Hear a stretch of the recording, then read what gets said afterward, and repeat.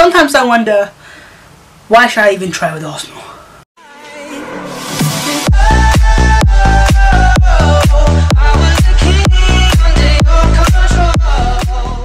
Well. Life as an Arsenal fan is not easy. And if you're wondering why I have not uploaded my last two videos, which should have been the Arsenal win over Stoke City and the Arsenal loss against Everton, it was simply because I had to prioritize my schoolwork of my YouTube, which I don't want to do and I don't personally like. But sometimes you have to do that because I had so much work piling up, and I just said might as well finish it all so now I can focus on these next 2 weeks, which I have off because of school holidays, because of the Christmas holidays. Merry Christmas to celebrate anyways. And yeah, I have the next 2 weeks off where I can focus on YouTube and hopefully get the best content out for you to enjoy and for me to make. And yeah, this is Life as an Arsenal fan, hashtag 11, and it is Arsenal's 2-1 defeat at Etihad against Manchester City. I mean, I'm gonna try to stay calm because my voice is gone.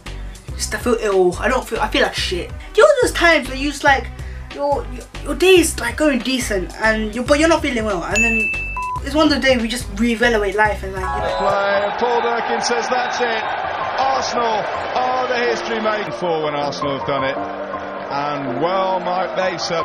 It's a shake of the hand, lift it high, to loud cheers with a kiss of the trophy at Arsenal. Without you, my friend. Come on, this is special. And I'll tell you very enjoying this. He's just bending those old legs down there to get down.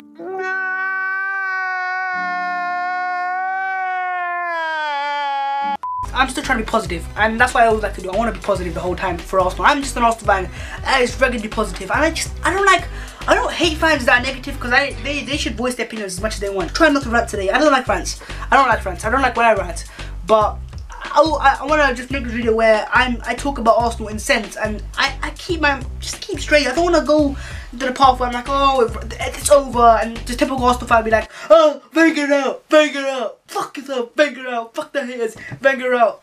I mean, I'm just an Arsenal fan that wants to stay calm, collective, and compose himself, rather than that Arsenal fan just all over the top. And yeah, let's get to the video. I can begin in many different ways. I can be negative about the team, about the performance, about the manager, but I have to start with Mesut Ozil. I know a lot of Arsenal fans find it very hard to criticise Mesut Ozil, but today you have to look at it one of the days and say, where was Mesut Ozil? You have to question yourself and say, I'm backing a player in a blind way. I'm saying he's the best player there or whoever.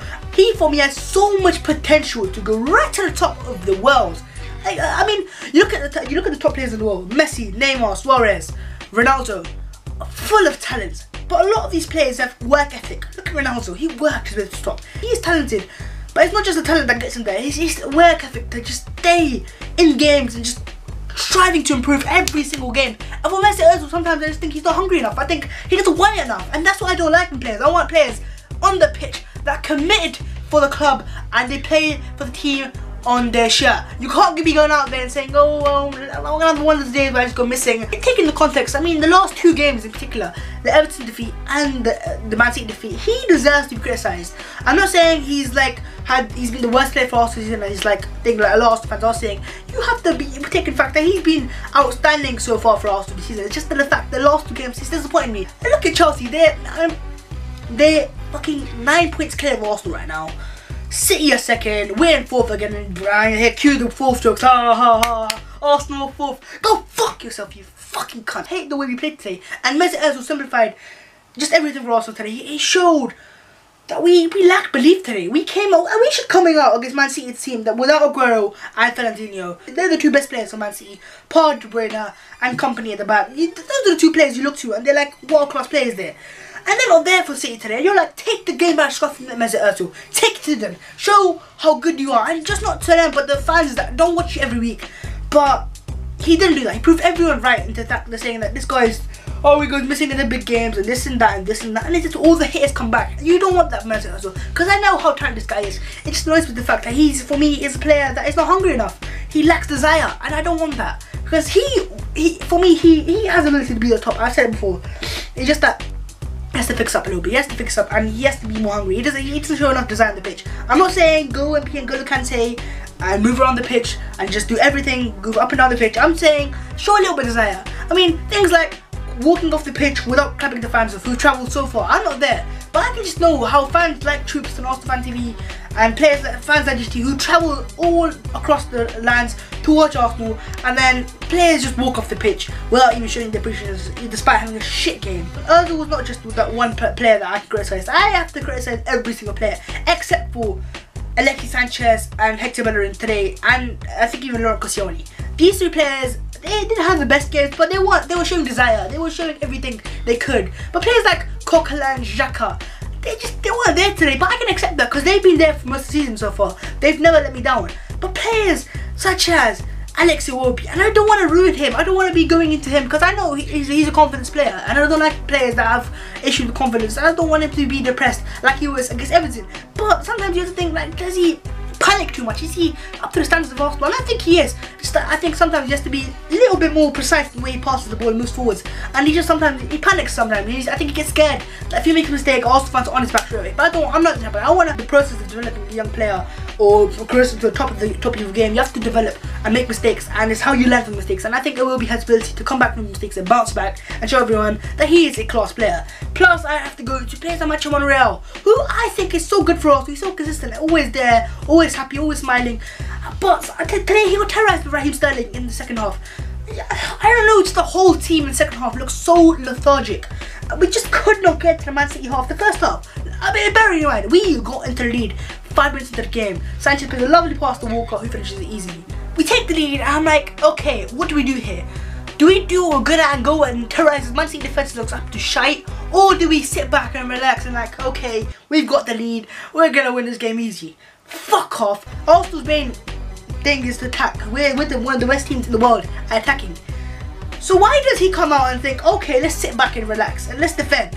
Because that's not our main outlet. We love to attack. Defensively, we sometimes, especially with our defence, without one of our main defenders, Mustafi, out. Why would you play defensive football? You want to go out there and attack Man City, especially when they're so vulnerable at the back with Kolarov there. You go attack that. Expose the weaknesses. Don't just expose your own weaknesses, which is our Achilles heel, which is to defend. We don't like defending. We know that we don't like defending. So do the obvious and go attack. Destroy this Man City team and take the game by the scruff of the neck. But instead, Arsene Wenger decides to defend, and they're saying in the second half it showed because we defending and we don't know how to defend, and there's a lack of energy at the back. I mean, sometimes you can see Sanchez who's begging his team to come forward to the ball, just save back and like, okay, it's fine, it's fine. No, it's not, because then as soon as that happens, Sané scores and then Sterling scores a goal, which I mean, Arsenal fans are saying, oh, it's offside, oh, it's this. You cannot blame the referee.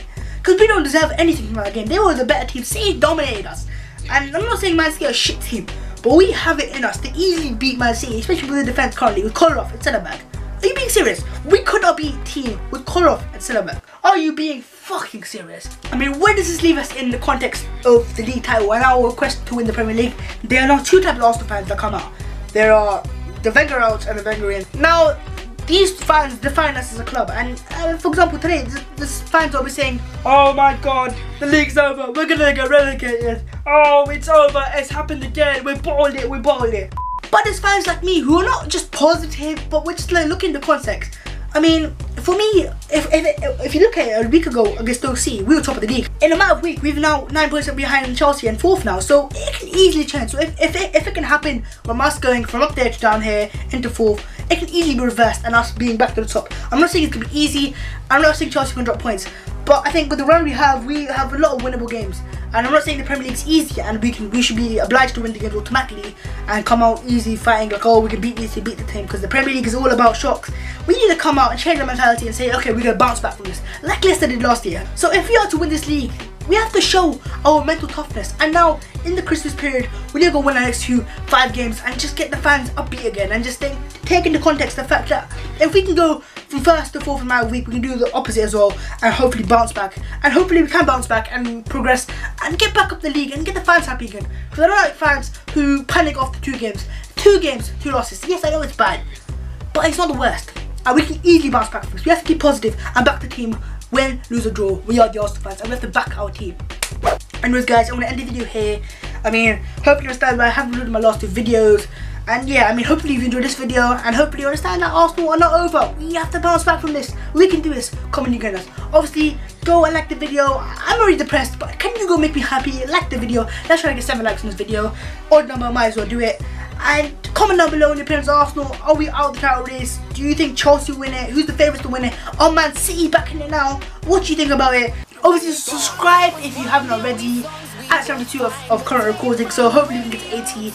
And yeah guys, Arsenal may have lost, but I am still positive. Come on you gunners, keep safe, keep smiling, and peace.